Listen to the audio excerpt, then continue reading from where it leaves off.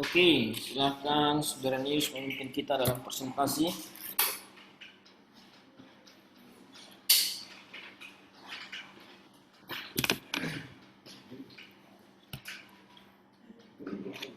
Oke, shalom. Oke, shalom. Ya, kita akan presentasi, namun sebelum itu kita akan membuka di dalam doa. Mari kita bersatu dalam doa. Segala puji syukur hanya bagimu Tuhan atas kebaikan-Mu di dalam kehidupan kami. Dari tadi pagi kami bangun dari tempat kami sehingga kami dapat berkumpul di tempat ini. Itu karena kebaikan Tuhan di dalam kehidupan kami. Sebentar Tuhan kami akan mempresentasikan apa yang menjadi hal-hal yang telah kami pelajari sebelumnya Tuhan, yang telah hamba siapkan. Kiranya ini memberkati teman-teman dan kami semua. Kiranya ini menjadi bekal untuk kami untuk masa depan di tempat kami dimanapun kami akan melayani. Tuhan, kami menyerahkan padamu sebagai dosen kami. Kiranya Tuhan memberi dia kesehatan terus, dan Tuhan berkati teman-teman supaya dapat mengerti apa yang menjadi materi untuk hari ini. Di dalam nama Yesus kami berdoa, haleluya, amin. Oke, terima kasih untuk kesempatan diberikan untuk menyampaikan materi yang diberikan. Di sini saya akan membahas mengenai Roh Kudus dalam tulisan Lukas. Oke. Ya, kita tahu Lukas menulis dua kitab, yaitu satu di keempat Injil, yaitu Injil Lukas dan Kisah Para Rasul. Kita memulai dari pendahuluan. Ya, kitab Lukas ditulis oleh seorang dokter yang bernama Lukas. Hal ini didukung oleh cara penulisan yang cermat dan bergaya bahasa sebagai seorang dokter. Lukas sebagai seorang dokter, Lukas juga dikenal bukan hanya seorang teolog, tetapi juga sebagai seorang historian. Maka tulisan sangat teliti dan akurat. Lukas menulis Injil Lukas sebagai Injil yang pertama, kemudian ia menulis bukunya yang kedua, yaitu Kisah Para Rasul. Ya, teman-teman, kita perlu tahu bahwa Lukas ini bukan menulis dua kitab, tapi kayak Lukas menulis dua buku kayak yang bersambung. Dia memulai dari Injil Lukas dan disambung oleh Kisah Para Rasul. Oke, kita lanjut. Injil Lukas bukan buku yang dua buku, tetapi satu buku yang terdiri dari dua bagian. Dan kata pendahuluannya itu bisa kita melihat itu hampir sama di dalam Lukas 1 sampai 4. Ya, untuk kedua bagian buku tersebut. Ya, tujuan dari kedua buku ditujukan kepada orang yang sama, yaitu Theophilus yang terkasih. Oke, Lukas banyak berbicara mengenai Roh Kudus. Dia menggunakan kata pneuma sebanyak 36 kali dalam kitab Injil dan 70 kali dalam Kisah Para Rasul. Ya, dalam Kisah Para Rasul merupakan jumlah terbanyak ya di dalam semua kitab yang menggunakan kata Roh Kudus atau pneuma. Oke, kita lanjut. Ya, kita lihat tanggal penulisan kedua kitab ini. Injil Lukas diperkirakan ditulis pada tahun 6 sampai 63 Masehi. Ya, sedangkan Kisah Para Rasul sekitar 63. Tema Injil kita bisa melihat di sini tema Injil Lukas yaitu Yesus juru selamat yang ilahi dan manusiawi. Tema dari Kisah Para Rasul yaitu penyebaran Injil yang penuh keberhasilan melalui kuasa Roh Kudus. Oke, kita lanjut ke tujuan penulisan kitab ya. Injil Lukas dan Kisah Para Rasul dialamatkan kepada orang yang sama yang bernama Theophilus yang mulia. Itu kita bisa melihat di dalam pasal 1 ayat 1. Ya, bertujuan untuk menyediakan sarana yang lengkap mengenai segala sesuatu yang dikerjakan dan diajarkan oleh Tuhan Yesus. Lukas bertujuan mengungkapkan peran Roh Kudus dalam kehidupan dan misi gereja. Yang ketiga, menekankan baptisan Roh Kudus sebagai persediaan Allah dalam memperkuat gereja untuk memberitakan Injil dan melanjutkan pelayanan Yesus. Ya, teman-teman, di sini saya menampilkan karena di berbagai buku ada beberapa hal yang menjadi pertanyaan, mengatakan bahwa bukan Lukaslah yang menulis surat ini. Ya, saya akan memunculkan ini. Mungkin teman-teman nanti bisa memberikan tanggapan akan hal ini. Mungkin ada materi-materi yang sebelumnya pernah dipelajari. Ya, saya memberi judul argumen yang menyangka Lukas bukan orang Yahudi. Lukas bukan nama yang berasal dari Yahudi. Terus naskah bahasa Yunani yang ditulis oleh Lukas lebih fasih secara tata bahasa dibandingkan dengan cara penulis Injil lainnya. Seperti yang penulis-penulis lainnya mungkin lebih unggul si Lukas. Lukas menunjukkan minat yang jelas dalam cerita tentang non-Yahudi. Terus yang keempat, Lukas tidak disebut di antara mereka yang bersunat. Ya, kita bisa melihat di dalam Kolose 4 10-15, melainkan Lukas disebut secara terpisah. Oke, kita masuk pada Roh Kudus. Roh Kudus adalah pribadi dari Allah yang dijanjikan oleh Yesus ketika Yesus terangkat ke surga. Ya, mungkin ini sudah menjadi hal yang sudah sering kita ketahui bahwa ketika Tuhan Yesus naik ke surga, terangkat, dia menjanjikan Roh Kudus. Ya, Roh Kudus adalah Parakletos atau penolong, salah satu pribadi yang berbeda dari Anak dan Bapa yang menyertai gereja selama-lamanya. Roh Kudus dalam hakikatnya sama dengan Allah, Bapa dan Anak. Roh Kudus bukanlah pribadi manusia yang berdaging dan berdarah. Roh Kudus adalah pribadi yang rohani dan yang kekal. Roh Kudus berada dalam diri kita, Roh Kudus mendampingi kita terus-menerus. Roh Kudus penghibur yang setia. Roh Kudus juga berdoa syafaat untuk menggantikan kita di hadapan Allah. Terus yang terakhir, Roh Kudus juga berperan bagi orang-orang non-Kristen. Oke, di sini saya menampilkan beberapa simbol daripada Roh Kudus.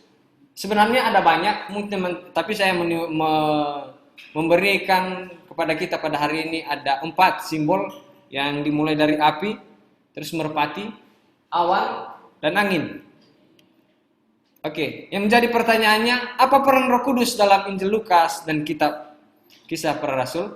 Oke, kita akan membahas satu persatu, mungkin agak banyak, dan teman-teman sediakan Alkitab sehingga bisa mengikuti dan bisa melihat nanti ayat-ayat yang saya tampilkan. Siapa tahu salah, mungkin teman-teman bisa memberi masukan.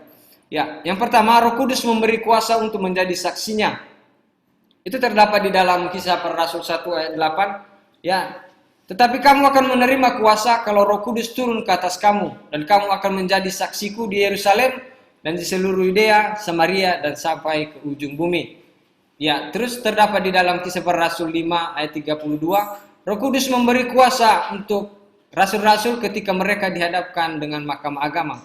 Ya, untuk menjadi saksi Kristus yang efektif, kita membutuhkan kuasa, hikmat, keberanian yang berasal daripada Roh Kudus. Teman-teman, ini sangat jelas ya, mungkin dalam pembacaan kita di dalam kitab Para Rasul, kita menemukan bahwa Roh Kudus ini memberikan kuasa kepada para murid-murid untuk memberitakan Injil. Ya, seperti yang saya simpulkan di bawah, bahwa kita membutuhkan yang namanya kuasa hikmat. Ya, itu hanya kita bisa dapat melalui yang berasal dari namanya Roh Kudus.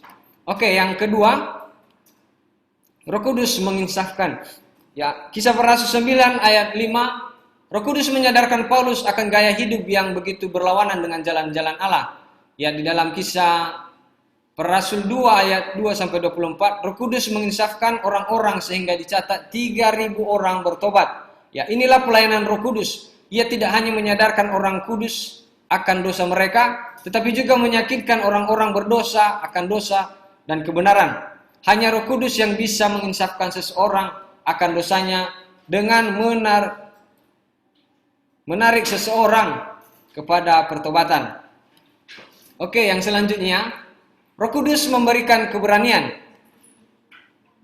Roh Kudus memberi keberanian berbicara kepada murid-murid kita tahu bahwa sejak Tuhan Yesus ditangkap, ya para murid kita bisa mengetahui mengelak dari kerumunan orang banyak. Ya, kita tidak melihat dalam Alkitab bahwa para murid setelah penangkapan daripada Tuhan Yesus, mereka berbicara tentang Injil kepada orang-orang yang ada di sekitar mereka.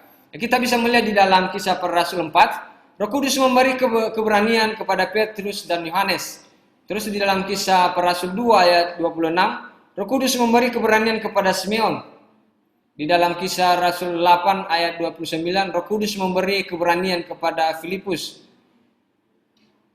Terus yang terakhir, di dalam Kisah Para Rasul 10 ayat 19 dan dilanjutkan seterusnya, Roh Kudus memberi keberanian kepada Petrus. Ya. Yang seterusnya, Roh Kudus memenuhi. Di dalam Kisah Para Rasul 6 ayat 3, ya kita bisa melihat di situ ada 7 diaken yang dipenuhi oleh Roh Kudus untuk melaksanakan tugas-tugas mereka.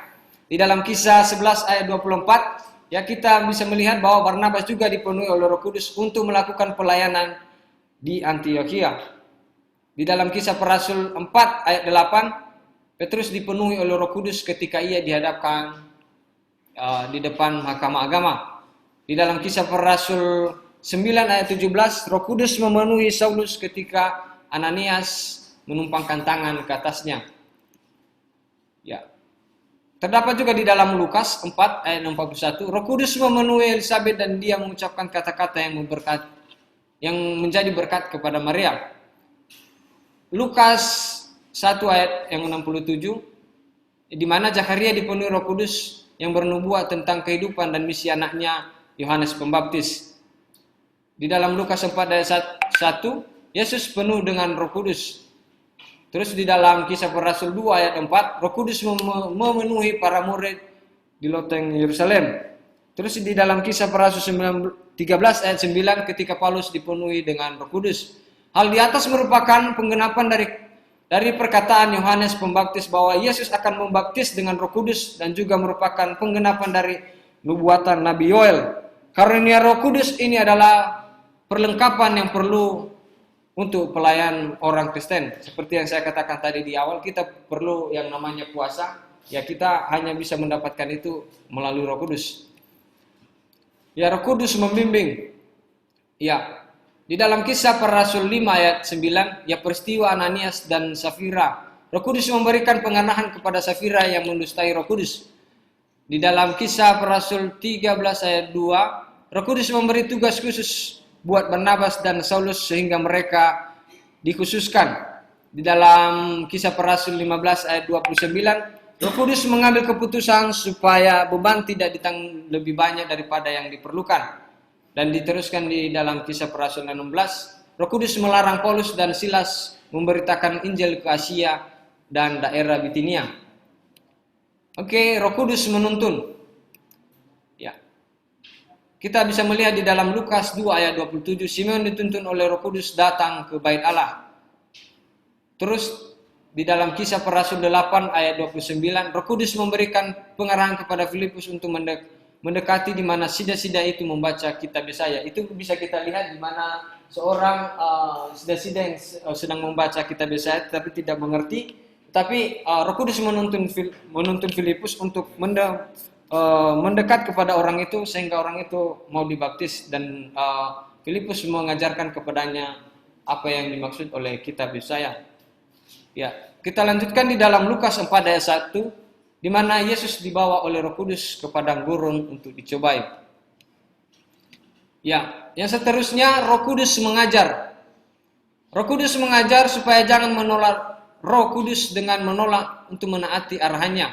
Di dalam Kisah Para Rasul 5 ayat 9, dalam kisah Ananias dan Safira, Roh Kudus mengajar mereka untuk jangan mencobai Roh Kudus dengan cara berbohong. Ya kita tahu bahwa di dalam kisah Ananias dan Safira itu mereka berbohong. Yang mungkin Petrus bisa mereka bohongi tetapi Roh Kudus tidak. Yang seterusnya Roh Kudus menolong. Ya, di dalam kisah Para Rasul 9 ayat 31, ya Roh Kudus menolong dalam pertambahan jemaat di Yudea, Galilea dan Samaria. Yang seterusnya Roh Kudus membawa kabar baik. Di dalam Lukas 1 ayat 4, Roh Kudus membawa sukacita ketika Elizabeth mengunjungi Maria ibu Yesus. Terus di dalam Kisah Para Rasul 1 ayat 16, Roh Kudus menyampaikan kabar baik dalam pemilihan Matias menggantikan Yudas. Seterusnya Roh Kudus menaungi. Ya, dalam hal ini Roh Kudus berperan mengingatkan kita dapat melihat dalam ayat-ayat seperti di Lukas 1 ayat 35, ketika Maria bertanya dengan pemberitaan Roh Kudus mengenai dirinya akan mengandung daripada Roh. Ya, Roh Kudus membaptis. Di dalam Lukas 3 ayat 16, peristiwa di mana Yohanes dianggap sebagai seorang Mesias. Di dalam Kisah Para Rasul 1 ayat 5, ketika Roh Kudus dijanjikan. Terus di dalam Kisah Para Rasul 11 ayat 16, peristiwa di mana Petrus mempertanggungjawabkan baptisan Cornelius. Oke, sebagai kesimpulan untuk kita, Roh Kudus memimpin dan memperlengkapi orang-orang percaya. Roh Kudus juga hadir melalui tindakan-tindakan yang berbeda-beda. Roh Kudus akan tinggal di dalam kehidupan orang-orang percaya dan akan mengajar dan menuntun dalam setiap tindakan. Roh Kudus akan tinggal dan akan berkarya dalam hidup orang percaya untuk memperlengkapi dalam pelayanan. Roh Kudus akan menuntun kepada kebenaran. Intinya, kita membuka diri kepada Roh Kudus dan membiarkan Roh Kudus berkarya dalam kehidupan kita. Dan saya tambahkan sedikit bahwa dalam penulisan kitab ini juga sebenarnya kita di awal kalau kita membaca bahwa Roh Kudus menggerakkan Lukas untuk menulis kitab ini, ya, karena kita tahu bahwa Lukas itu bukan seorang Yahudi, ya, sehingga Roh Kuduslah yang menerangi hati Lukas untuk menulis setiap apa yang dituliskan di dalam kitab Lukas dan kitab Para Rasul. Mungkin itu saja yang bisa saya presentasikan untuk kita hari ini. Jika ada pertanyaan, jika ada masukan atau sanggahan dari apa yang telah saya presentasikan, dipersilakan.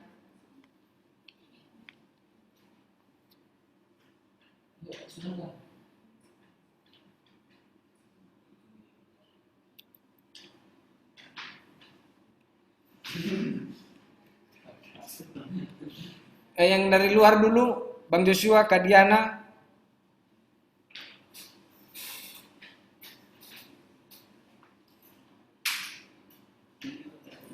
Bisa memberi pertanyaan, kami tunggu pertanyaannya. Bang Joshua. Tidak ada. Ada bang. Apa Bang Jos?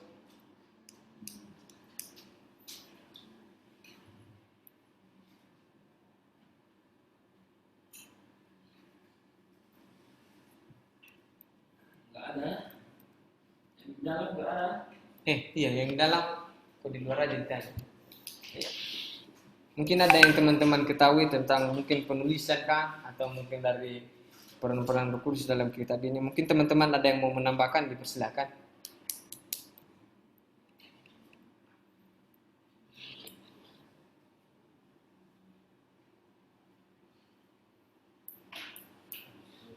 Kalau iya nggak ada. Itulah dari kita tunggu. Ya.